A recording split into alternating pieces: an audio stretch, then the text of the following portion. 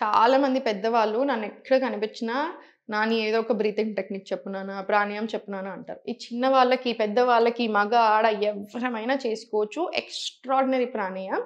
Anulom, Vilom pranayama. Alternate nostril breathing. మనకి sinus, allergies, headaches, toxins release అవ్వడానికి, fat కరగడానికి నమ్ముతారా? ప్రాణాయామంతో కూడా ఫ్యాట్ లాస్ అవుతాం.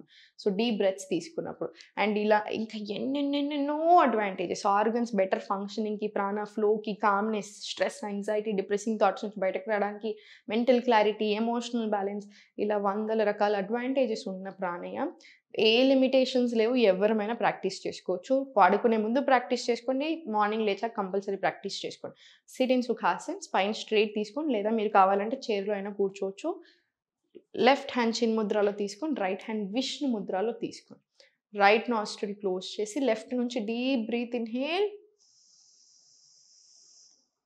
క్లోజ్. Exhale right. మళ్ళీ ఇన్‌హేల్ రైట్.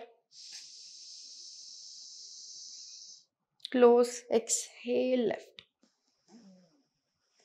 ఇదంతా కలిపితే 1 రౌండ్. ఇలాంటివి మినిమమ్ 5 మినిట్స్ వరకి ప్రాక్టీస్ చేస్తాం. కంటిన్యూయస్‌గా 5 మినిట్స్ వరకి కళ్ళు మూసుకొని కాన్సంట్రేషన్ అంతా ముక్కు మీద, బ్రెత్ మీద పెట్టి ప్రాక్టీస్ చేయండి. Extraordinary advantages. ప్లీజ్ ఇగ్నోర్ చేయకూడదు. మీరు బెడ్ రెస్ట్‌లో ఉన్నా కూడా మనం ఈ ప్రాణాయామం చేయొచ్చు. సో, ఎవ్వరైనా సరే పెద్ద, చిన్న అందరం.